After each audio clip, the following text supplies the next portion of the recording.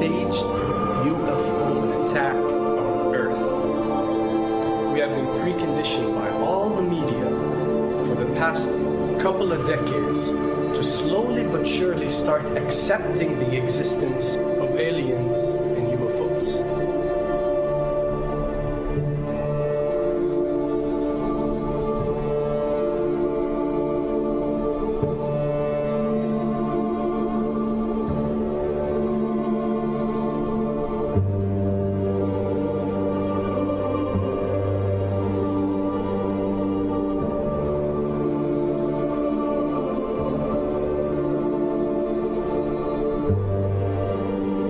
I can tell you right now that 99% of every UFO sighting that has ever taken place has actually not been an unidentified flying object, because this has always been military technologies.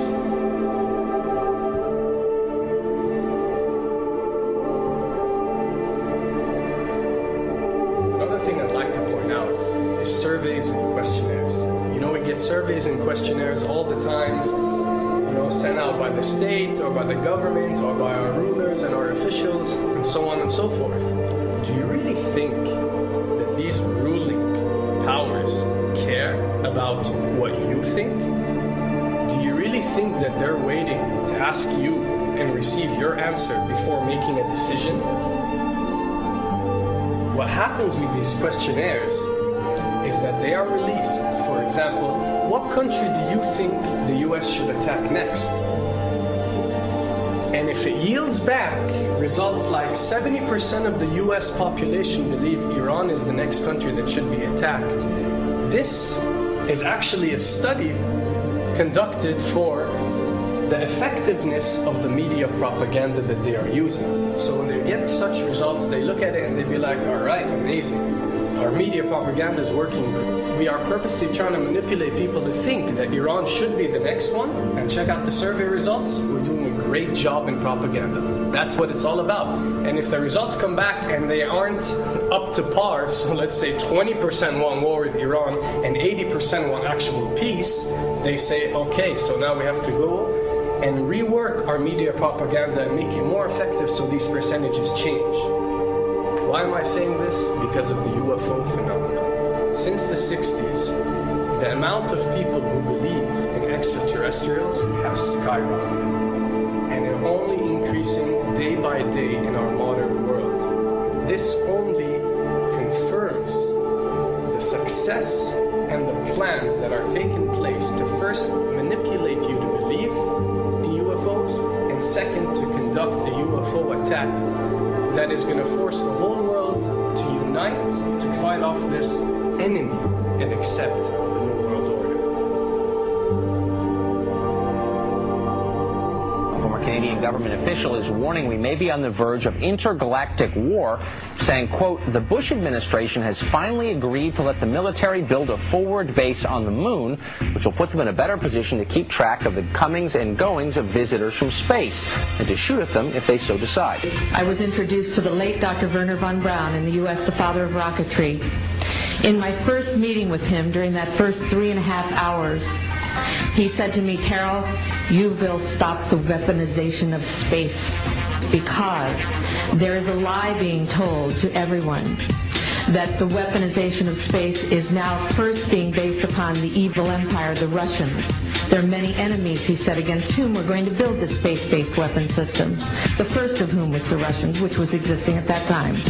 Then there would be terrorists. Then there would be third world countries. Now we call them rogue nations or nations of concern. Then there would be asteroids. And then he would repeat to me over and over, and the last card, the last card, the last card would be the extraterrestrial threat. As a military strategist, as a person who worked on the MX missile, which I did later, he said, you will find that there is going to be a spin to find some enemy against whom we have to build space-based weapons, and now we should expect the spin. And that's the formula, except that it's all based on a lie. A supersonic saucer. Called the Silver Bug, it was truly revolutionary. The plans show in detail a multi-jet engine craft that boasted amazing maneuverability and speed. It's an intriguing thought that this concept may tie in with the work of the German scientists who brought saucer technology to the US at the close of the Second World War. What was needed were certain cover stories. What do you do when people are spotting aircraft and then telling reporters that they've seen something very unusual flying out of an airbase in Nevada? And frankly, this was the origin of a lot of the sightings that took place in the mid-50s, 1954, 55, 56, of unidentified flying objects, the UFOs. So the CIA was involved in encouraging people to believe that, yes, they saw UFOs, and the CIA and the military tried to be very helpful to reporters to get these stories out, to divert the attention of the country, particularly the people in this region, about what they had actually seen. Mexican Air Force pilots capturing on videotape what are said to be 11, count them, 11 UFOs. The Mexican Air Force has released a video that some of you are going to find difficult to believe. A journalist says it shows images of UFOs tracking a Mexican military plane. So what's the truth about UFOs? The story of successive attempts to develop radically new forms of flight, conducted under the strictest secrecy, is inextricably bound up with our relationship with UFOs over the last 60 years. Whether it's Allied pilots buzzed by strange balls of fire in 1942, or the Roswell incident 5 years later, there is a strong case to be made that secret military technology offers a convincing explanation for many UFO stories. Anytime the government has secrets that they can keep from us, they can manipulate us by those secrets. In essence, they still remain 25 years at least ahead of us in technology, information, and knowledge, and secrets, and they are using them against us.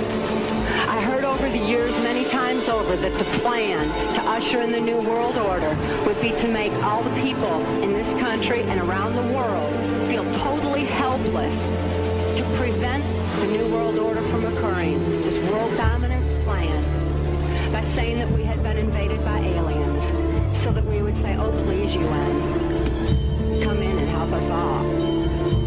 So bear in mind that there is a planned orchestration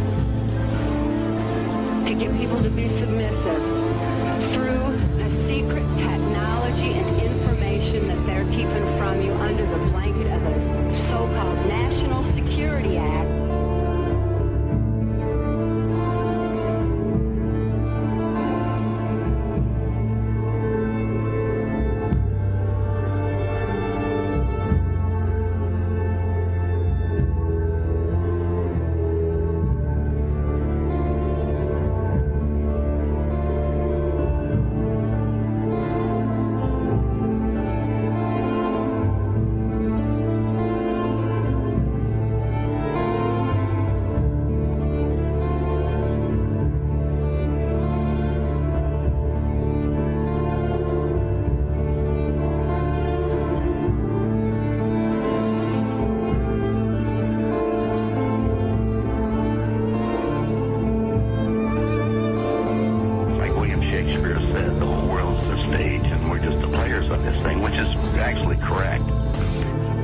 Perhaps we need some outside universal threat to make us recognize this common bound. I occasionally think how quickly our differences worldwide would vanish if we were facing an alien threat from outside this world.